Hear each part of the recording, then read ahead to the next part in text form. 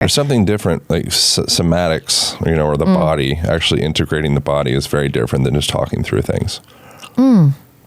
That is the most important thing to remember, is that if our traumas happen in connection, then our healing needs to happen in connection. Right. And yeah, like kink can be so much fun, a little slap and a tickle, and yeah, you can get off. That's cool. And that's wonderful. But also what it can be possible is like knowing that because of the relational experience you're having in that space, you're understanding how to trust again. You're understanding how to have relationship skills again. So the pleasure and the orgasm and the expansiveness is icing on the cake, but the cake is about living a life well lived, essentially. So you're actually learning how to be in connection with others. And that's a huge part of our healing process, is that human contact. What do you think about butt stuff? I love butt stuff. I wish, I feel bad for men with the stigma attached to butt stuff, because, that is, your magic button is there. Is that the button? There's a button there. There's a button right there. There's a button there, don't you? Don't be coy with me, Aaron. But yeah, there's that magic button, and it's a wish that people can, expand beyond like, oh, what is and is not okay, because it's just biology. It's our anatomy. What about for the butt stuff for the gals? Butt stuff for the gals, I mean, everyone has their preference, but there can be so much pleasure. I think it really boils down to... there's no button back there. Or is there more like buttons? There's so many buttons, on a woman.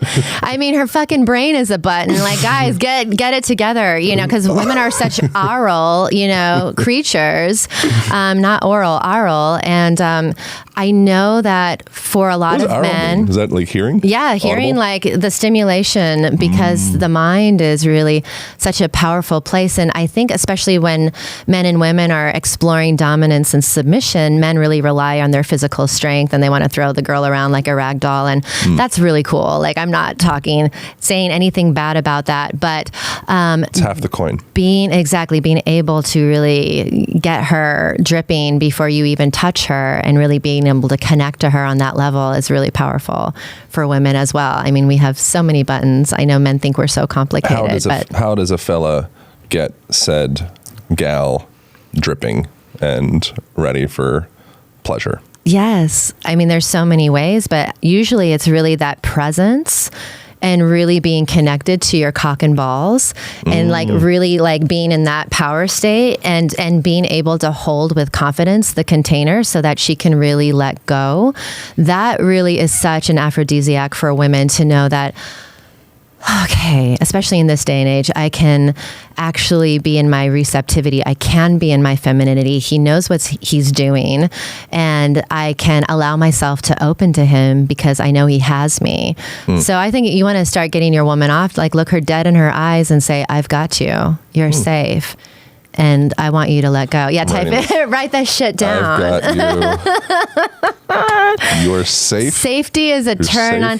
Safety is such a turn on that is really taken for granted, because men don't necessarily always understand the woman's desire for feeling safe, because we're always sort of on that defense mode because of being women. So if you can really make a woman feel safe with your presence and your accountability and your strength and all of these things, then it's just fireworks and waterworks. So the first step for a man to make a woman feel safe would probably be to find trust and accountability and safety within himself. Yes, and to actually inhabit his cock and balls. Like cock and balls. Cock and Both balls. Cock and balls. Same. Yes, please inhabit those cock and balls. Is there any priority between the cock or the balls? Equally important. And if you only have one ball, that's okay. Right. Inhabit your cock and ball. But same. How does one inhabit their cock and balls? Yeah, it's a willfulness and direction of energy. So as men, feeling into pulling the energy up from the earth and letting it flow up. Because in Tantra, the male energy, and in Kundalini, the energy is going up for men, but it goes down for women. So what's interesting about that difference is that in order for a man to be in a sexual pleasure, it has to go through the first chakra, which is the root chakra, and then it reaches the genitals. So the first chakra represents money, security, livelihood, home.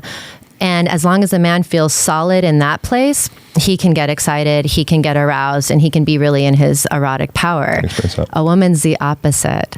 So the woman has to feel like connection through her 7th, 6th, 5th, 4th, all the way down to her 2nd. So that means that she needs to feel connected to source and connected to her vision and her expression and her heart and her identity. And then after all of that, she can be really connected to the fullness of her pleasure. So as the man, if you can help her feel safe enough to open to all of those channels, then she can really be in her full pleasure with you.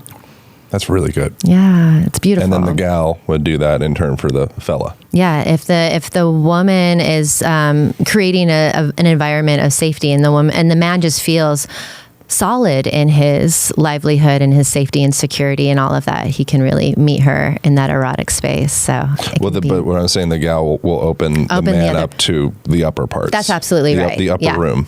Tantra believes that women are from the heavens, here to have an earthly experience, and men are from earth, here to have a heavenly experience. And when they come into union with each other, they're able to bring each other to those higher states. Yeah.